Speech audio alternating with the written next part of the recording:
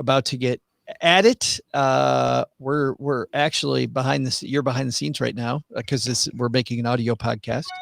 But 1, 2, 3, 4. Okay. Let's do it this way, Bobby. Why don't you kick it off?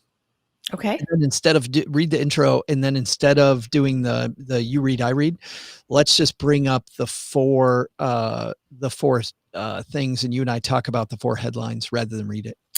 That sounds great. Because I think it makes a good discussion. Okay. I'm going to hit record. This is for Monday, the 8th.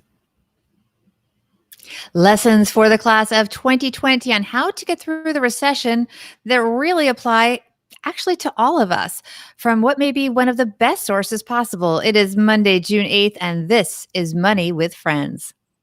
Welcome to the Money with Friends podcast. I am certified financial planner, Bobby Rebell, coming to you from my very grown-up kitchen in New York City. And coming to you from outside Detroit, Michigan, where we make the Stacking Benjamins podcast, I'm Joe Saul-Sehy. And this is the Money News Show with commentary from recent headlines and stories with thought leaders from across the financial landscape. We break the stories down into what matters to you, our friends. We leave you with a takeaway to make it your own. Today's show is brought to you by Acre Trader, investing in farmland simplified. Mark Twain said, buy land, they're not making it anymore. Lots of reasons to buy farmland, but also it is something you need to understand a lot about before you get involved. So head to acretrader.com/MWF. And if you put that on the end /MWF, that's how you help the show.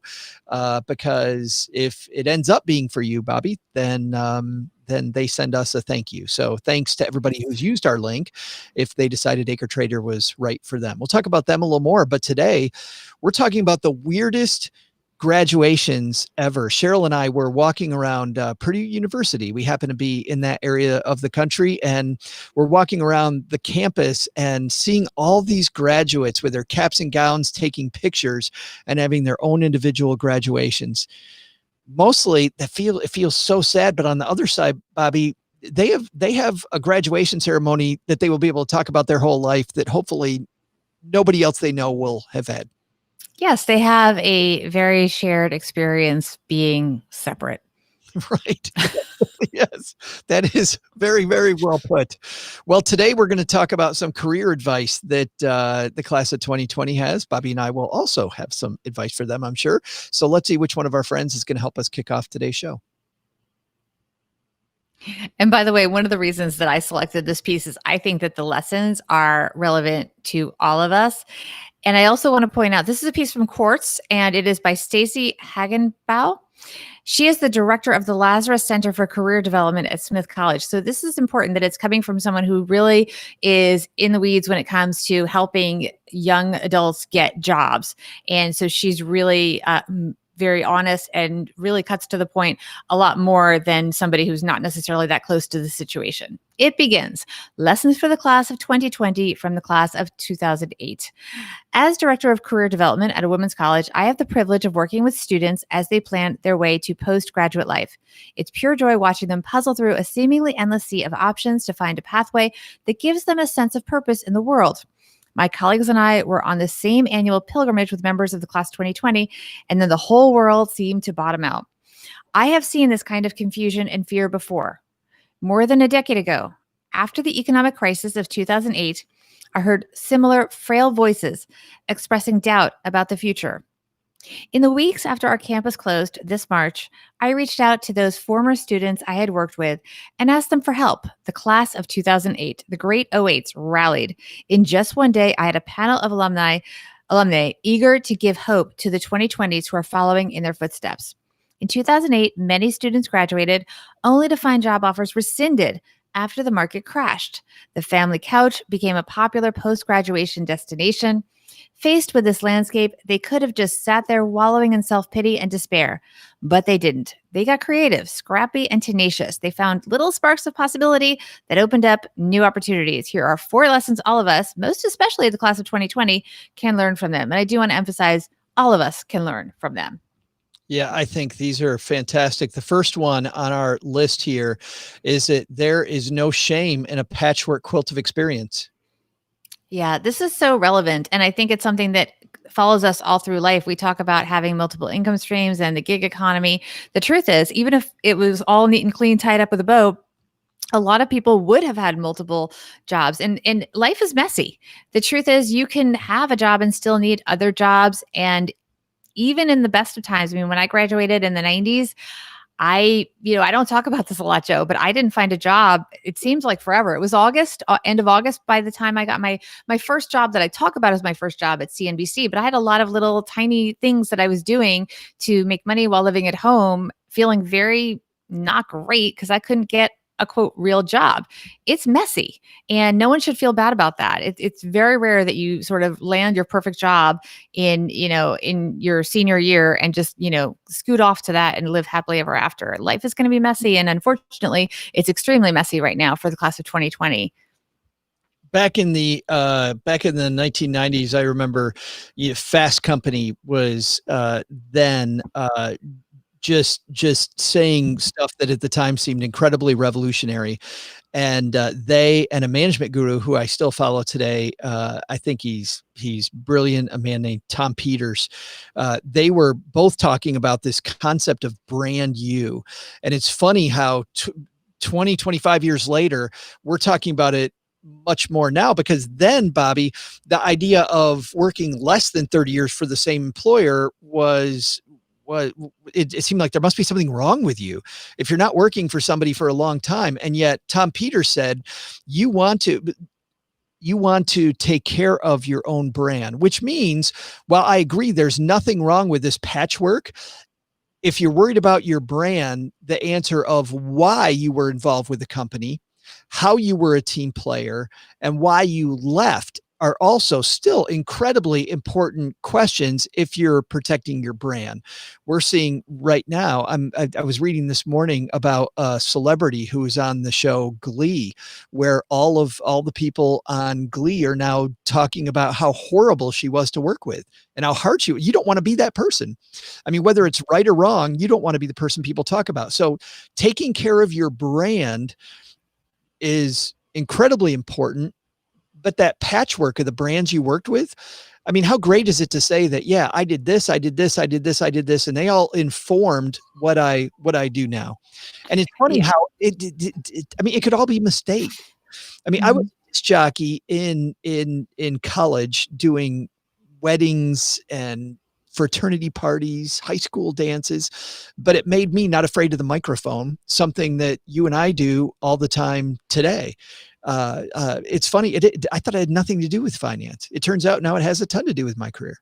Yeah. And look, they do talk about the fact that little gigs strung together are absolutely fine. They're a pattern of little successes that serve to keep you going. And I do think that there's a good point that you should get out and do almost anything rather than just sit on the couch if you can. Of course, I'm saying this during a pandemic where we're being told to sit on the couch. So just metaphorically, you should be doing something, or something virtual where you're doing some kind of productive thing, whether it's a research study or get, I don't know, but just to be productive, do little things. Because even, I had jobs at a store. I had a job at a store called The Lodge, which is kind of like the Gap. And I did a lot of folding clothes, but I also learned a lot about selling to people and making sure that people, had what they wanted and someone was listening to, what did you come in to buy and what else do you need and how can I help you? And that's something, those just general, and by the way, showing up on time to work, little things like that, those are important things. When you get a reputation for being reliable, being on time, I'm on time, Joe, when we tape, right?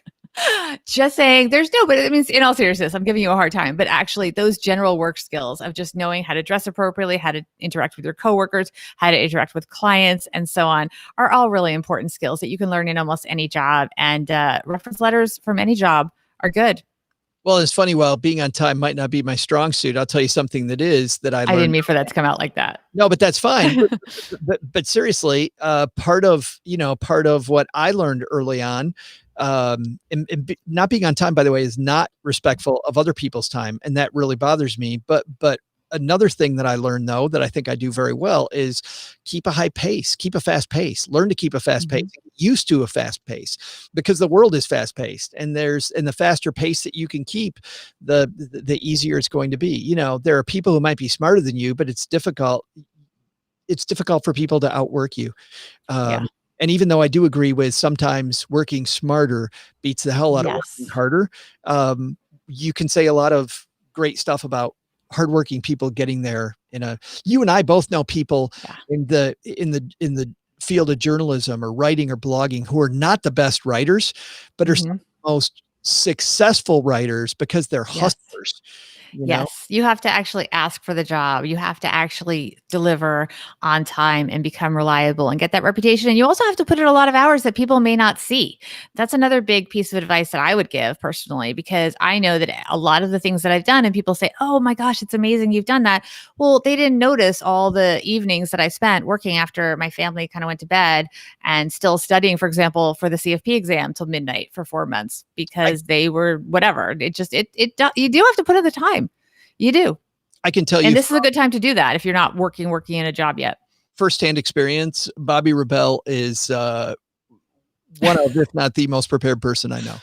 No matter Oh, thank what you. All she right, oh, let's move on now. Let's talk about graduate school, which I never attended, by the way. yeah, that is number 2. Now about graduate school. Yes. Now about graduate school. And I will tell you. So there's the what she basically says is that this can be a good option, but you have to think about why you're pursuing it. And going in just because it's something to do with your time can be a bad idea, because sometimes you basically qualify yourself for jobs that you don't want and you spend a lot of money to do that. And that's something I'm generally happy I did not do. I was tempted to do that. I felt a lot of peer pressure and a lot of inferiority complex that many of my peers at places, prestigious places I worked, specifically Reuters, especially, so many people had gone to, say, Columbia Graduate School for journalism.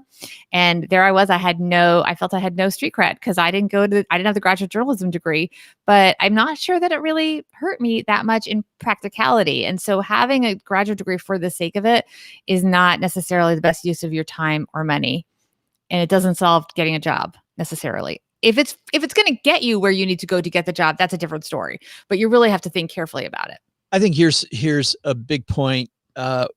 Many studies, I can think of 3 different studies. I don't have them right in front of me, but I can think of 3 different studies that I've seen that show that older people do better in school than younger people, generally have much, much higher grades when they're in the same class. You can actually look at the age of people in a college classroom, and older people will do better. And you know what the reason is? That they continually are able to isolate life experience. And Mhm. I think it's way better to get a little life experience and understand a little bit about how the world works, and then go and get your advanced degree, because number one, you know why you're there, you know specifically what you're trying to learn, and you're using more of a plug-in system. I remember when I started paying for school myself, sitting next to somebody in a class at Michigan State, and the guy next to me going, "Man, this class is such a blow off," and he thought it was great because mom and dad were paying for college and he'd never had a job. I was working 3 jobs at the time, paying up for my own school, and I'm like, "Are you kidding me? I'm getting ripped off. I'm learning Mhm. nothing here. I don't care Right. about anything except learning, and I'm not learning anything from this idiot because Mhm. it's a blow off course." Blow off courses Yeah. became a horrible thing instead of a great Yeah. thing. They've been in. Well, the stakes are higher. I Yeah. remember we talked in Saturday's show about the CFP exam. I did it in 4 months. I just did the review class, and it was so much work, but the stakes were so high. I was so determined to pass, and that's why I was putting in all these hours and staying up till midnight, driving my family crazy, because I couldn't spend more than 4 months doing it. And if I didn't pass that thing, I was either going to be a failure, which I didn't want to do that, or it was another 4 months, and it would be even more stressful, because when you take something you've already failed like that, that's even more. It's like, oh, you Yeah. failed. Oh, and now you're taking it again. Good luck. And that's of course. It just humiliating. I mean, it's just, there's nothing, it's too hard. It's a very hard exam. There's nothing humiliating about failing it. I'm just saying, for me, the stakes were very high. As an adult who was taking time off from income, putting my family through a lot, I was not blowing off that course. I was studying. I was studying hard. I was not going to fail. That's a test that's very easy to fail. It's very easy. It's all trick questions. Number Should we move to number 3? Go ahead. Sorry. Yes, there's the networking thing. Yes. Networking is something I always thought that I wanted to learn everything when I was young. I just thought, you know what? There's value in learning everything. And then I realized the older I got, that time was my enemy, and that I didn't need to reinvent the wheel. And that also things became incredibly easier if I could plug the right people into my life that could help me figure out that situation or just help me do it. You can do almost anything you want if you're surrounded by the right people. The older I get, Bobby, the more I pay for coaching, and maybe I pay too much for coaching, but I value having very, very smart people in my corner. And had I started that earlier, personally, I can just say this one personally, had I started that earlier, that would have been a huge win. I'm somebody that didn't get this at all. Man, networking is huge. I could not agree more. But networking, you're also pointing something out. Networking to not with the goal of, getting somebody to be your client or whatever, getting something from them. It's more about sharing ideas and elevating each other together, which sounds a lot of like meh, meh, meh, but there's a lot of truth to it. And I think that, for example, I've learned so much from you. Why do you think I agreed to do this podcast? I said, oh my goodness, who's better at podcasting than Joe Saul Sehi? I can partner with him and I'm going to learn so much from him. And I do every day, Joe. Oh, that's so nice. So nice. It's true though, but it is true. We met literally at a conference and we met, a number of times, and I always was impressed with you and I know how successful Stacking Benjamins is. And so this was a situation where exactly as this, there's networking. And because of that, I was able to partner with you and I was able to create a business with you and learn so much about podcasting from you. Well, thank you for that. And I'm very glad you said yes, but I'm incredibly glad you said yes, but the thing about networking that is frustrating for people, I have a lot of, I don't like the word privilege. I don't like the way it's thrown around a lot, but I got to say, as a white middle-class dude, I had a lot of privilege. That said, I did grow up in kind of the backcountry of Southwest Michigan, this little farm town in the middle of, a little town called Vicksburg, Michigan. And I did not know how to seek out the right people. I didn't have that. And I think we have to recognize that we all start from different places when it comes from networking, but that is not an excuse not to network. I've seen people go, well, I'm not around the right people. Well, you've got the internet. You can either spend all day in forums doing nothing, or you can use the power of that to seek out people and seek out ideas that are different than yours and new, and the people that are behind those ideas, like your ability to interface. The number of people you and I have met because of this show, because they hang out with us on this show. And I don't know if we're the right people to be hanging out with or not. I'm not saying that, but I am saying there's this power we have now with technology that doesn't completely level the playing field. I don't want to say that at all, but it does make it easier for people that didn't have access before to begin to get access. I completely agree. And I also would echo what you're saying about the importance of technology. Look, I absolutely grew up with a lot of financial resources, but I did not have connections in media. And I got an internship at CNN because I literally went there and just sat there till somebody would see me in person, because there was no other way. You could send in a piece of paper and it would be in an envelope in a pile. That was all you could do. We didn't even have the internet at that time, literally. So you also have to have a little bit of, hustle and just kind of do it and, make it happen. Which leads to the last point here: be resourceful and build a strong community around you. Bobby, what do you think about that one? I think that's the most important thing. Look, back before coronavirus, I have seasonal brunches for women that create content in the media space. So sorry, Joe, you have not been invited yet. But I think that that's so important, having different communities, inclusive communities, and different kinds of communities, people that you have things in common with, people that you can learn things from that you don't have as much in common with. And that's how we, not to be all, like I said, la, la, la, but that is how we grow. You are completely who you surround yourself with. And the older I get, the more I recognize that surrounding myself, not just with smart people like we talked about earlier, but also surrounding ourselves with people that come at situations from different angles, from different starting points. The reason why, Bobby, you said we should have a different cast every 4 months is so we get all these different ideas. That's true. On the show. So we didn't talk about that yet. Yeah. The more that we build this community that can feed us different ideas and help feed our curiosity on the different ways people handle money problems, better off we're going to be. Yeah, I think that we've made very good. I just think the cast that we're now on season 4, and I love our season 4 cast. But I would say that about every cast that we've had, everyone was, invited because we thought they had great ideas and different perspectives and different areas of expertise, and coming at the world from different ways that would add value to what we had to offer to our audience. Coming up, Bobby and I are going to have our takeaways for the class of 2020 and all of us. First, I want to say just a big thanks to everybody who's checked out Acre Trader using our link, acretrader.com/MWF. As we have seen the economy stumble, as we saw for a while, financial markets stumble, they're going to stumble again at some point, and keeping a diversified portfolio makes a lot of sense. A lot of people will diversify into things like gold and bonds. There is something to be said for farmland. Farmland can be a very simple way to invest.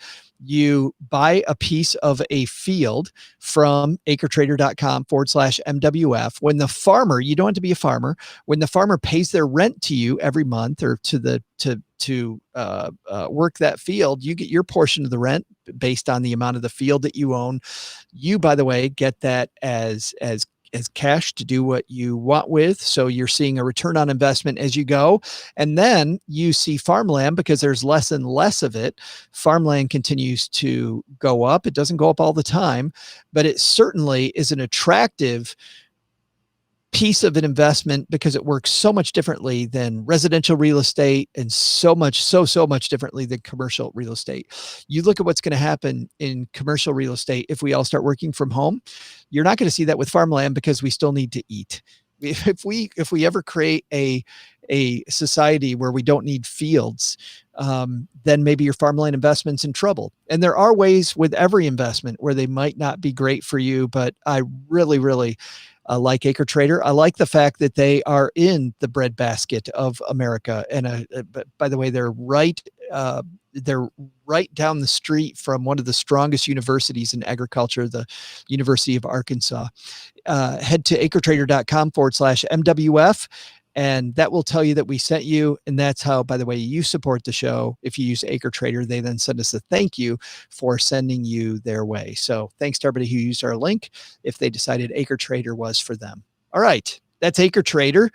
Let's get to the class of 2020. And what is if you're giving the commencement speech on the Money with Friends podcast to the class of 2020, Bobby, what's your commencement speech? So I want to start with a quote from Stacey Hagenbaugh, the author of this piece, who is the director of the Lazarus Center for Career Development at Smith College. And she ends the piece by saying, "You are not alone. The great awaits, and indeed the whole world are cheering you on."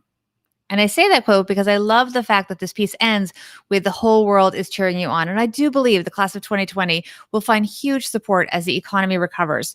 But I also would like to focus on the fact that as much as the hardships were something that they could not control, and frankly, so many Americans cannot control the hardships that are facing so many people right now because of coronavirus, because of other factors, solutions will likely have to be driven by individual drive, creativity, and resilience.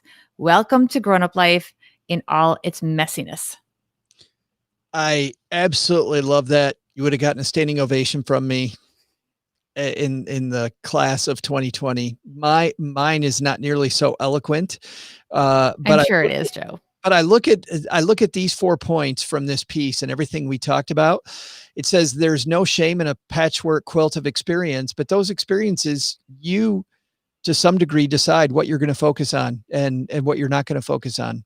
Second, graduate school, you decide whether you're going to go to graduate school or not. Third, networking, you decide how you're going to network, or if you're going to network, who you're going to reach out to, and who you might be afraid to reach out to, so you don't, and then you miss an opportunity. And then building a strong community around you, you decide who you hang out with and what you do. No matter where you start from, it really depends on you. And I know we all don't start from the same place, but that also means that it's exciting no matter where you're at, Bobby. You've got all this opportunity in front of you, and you get to decide what you do with it. And I think that the gravity of those choices, I think sometimes we take for granted, and we shouldn't. Very well said. I couldn't have said it better myself. We should both be commencement speakers. You should be. Universities and colleges, if you'd like to hire We're us, available your for a fee. graduate, big For a fee, fee. huge fee. Yes. Yes. Because we are a money show, right? Joe's very famous, guys. That's right. Yes, right. All right, Bobby, where do people help us make the show? Sometimes we talk about this on Instagram, I heard. Yes, our Instagram handle is at Money Friends Pod. That is also our handle on Twitter. Please follow us and also stay close to the stories because we will tell you when we are taping, and we will also give you questions and polls from time to time so you can be part of the show and maybe get a shout out. You can also learn more about the show on our website, moneywithfriendspodcast.com. In fact, Bobby's taping an episode today, Monday, if you're listening to this on Monday, over on Facebook. And who are you recording it with, Bobby? I am recording with Cameron Huddleston. Journalist Cameron Huddleston, also author of Mom and Dad, We Need to Talk, a fantastic book about intergenerational discussions and how difficult those can be. All right. Bobby and Cameron are here tomorrow. I'll see you later in the week. We'll see you next time back here at Money with Friends. Bye-bye. Another long one and another great one. Nice job. That's so great. All right, I like that story because, she's a career counselor and, it is messy. And the truth is, the thing is even in good times, I don't remember if I was even aware whether it was a good time or not. I don't know. It was probably an okay time, but it was a shit show when I graduated. Guys, it was really, I shouldn't say that. Sorry, YouTube people, but it's really hard. It's really hard to get a first job, especially at Penn where I was. All my friends got these perfect jobs. They were like, and it's the other thing where you don't see sometimes the work people are doing behind the scenes. Not that I didn't work that hard during college, but like one of my friends who knew she had a 4.0 average. She got a job at Goldman Sachs, Another one who knew she was fluent in Japanese. She suddenly was at this really awesome program at a major company. And, all my friends had these little tied up in a bow jobs. And I was like home with mom and dad trying to get a job in journalism. Mine was feeling really lame. My college experience sputtered out. It just, I realized that as an undergrad, I could take, I decided I wanted to become a teacher. So I started taking these post-BA teaching classes. I got accepted into the program, post-bachelor's teaching program, and I had to take some post-BA, I had to take some master's levels classes. Well, I applied for graduation because I had enough credits. But then when I realized that I could take the master's level classes for bachelor fees instead of higher fees, I went to the administration building and I said, hey, I made a mistake. I want to rescind my graduation request. I want to take that back. I don't want to graduate. Yeah. And they said, great, fantastic. Take it away. That said by someone that's got skin in the game. That's part of the problem too. And look, we all have mixed feelings about it. I'm not going to discuss my family right now, but not everyone. I think there's value to having skin in the game. I did not, as an undergrad. I didn't have skin in the game, and I think I would have behaved differently if I did with my class choice. Let me tell you how I sputtered out though, because this story only gets better. So I go back and I rescind graduation because I'm paying for it myself and I want cheaper classes, right? So I skipped graduation for that very reason. I never walked, by the way, never put on a cap and gown and walked. In the mail a few weeks later, they sent me a diploma and said, you have enough credits, you graduated. And then I took my diploma. I went back to the administration building because I'm still taking classes, right? Trying to take these master's levels classes and not graduate. And working all these jobs and trying to get the classes cheaper. So I went back and I said, no, I rescinded my graduation. You sent me this. And the woman looks on the computer and goes, oh yeah, you did rescind it. Yeah, I'm sorry. She takes it back. So then I'm like, okay, I'm cool. Oh my God. 3 weeks later, Bobby, I get another diploma in the mail that says you graduated. This is what happens with automation. Right. So then I take that one back and I said, no, you've sent me this twice. What's going on? And they said, oh yeah, I see you rescinded it. Yeah, we'll take it back. Oh 6 weeks later, I got a third diploma. And I said, okay. Like your own personal Groundhog Day. The gig's up. And then I had to pay more for those classes. And I ended up deciding not to be a teacher because then my phone rang and a friend of mine said the quote, when it came to being a financial advisor, they were hiring at this big firm, said, quote, we don't usually hire people like you, but I think you'd be good at this. We don't usually hire people like you, meaning a creative writing major who is sputtering out of Color Well, maybe they should. too. There you go. Maybe. Yes. So Yes. very funny. All right. All right, guys. Bye, everyone. See you later.